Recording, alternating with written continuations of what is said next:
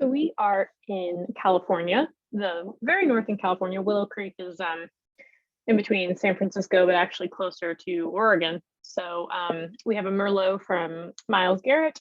And I was really happy with this wine for a couple of reasons. I don't know if you've seen the movie Sideways, but Merlot always gets a bad rep. And I think that's really annoying because Merlot is an amazing grape. If you haven't seen it and you want to get wine nerdy, feel free. Paul Giamatti basically just thinks Pinot Noir is the best thing ever. And Merlot took like a huge hit after that movie, even though it's an amazing grape. So I think that this is just like a really great example of what Merlot out of California can be. So the producer, Miles Garrett, he's been in that area for a while. I think he makes wines with a few other people. Like I noticed that it's produced and bottled by Peachtree Lane Vineyards. So I know that he has it's a very small operation. So we were lucky to get enough to put it in, I think, all the clubs this month, except for Orange, obviously. So handpicked, it's a 0-0 wine. And before I give too much away, let's get into it. Dark and inky. Darker than I was expecting. It has some age on it, 2018. Really pretty coloring, very purpley. And then it's got this great, very pungent nose. I know that oak is neutral, but you still get these, it must just be mainly from the timing and the fact that it does have some age on it because it feels so developed. It just smells so good. So it's like dark berries, like blueberries and blackberries. But then it's kind of red down here too. It's like cranberries and basically very berry-ful, dark cherries, I guess. And then after the fruit, there's also a nice herbaceousness to it, a little bit meaty. Pretty much like it has that California vibe that I'm looking for. And we haven't actually tried it yet, so we won't talk about tannin or any of that, but I'm smelling it and I'm thinking, like tasty 0-0 California wine. Let's try it.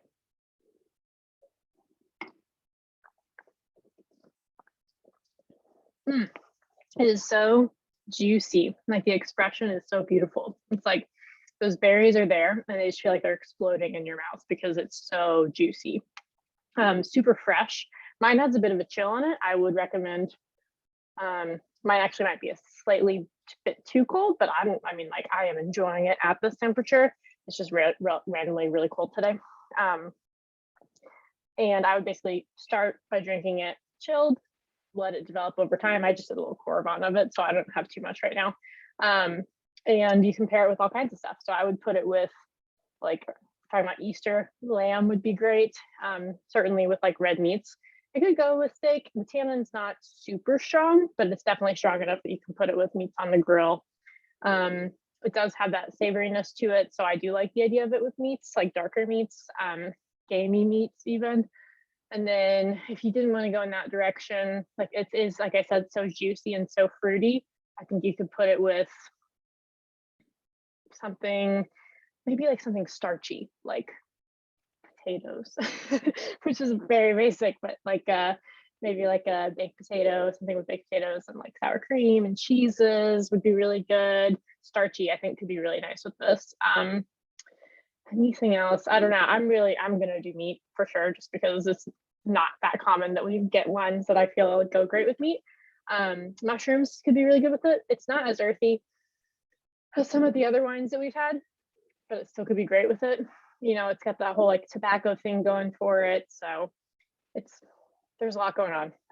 So I don't really think you can go that wrong. Just don't go too light with it because it is on the heftier side.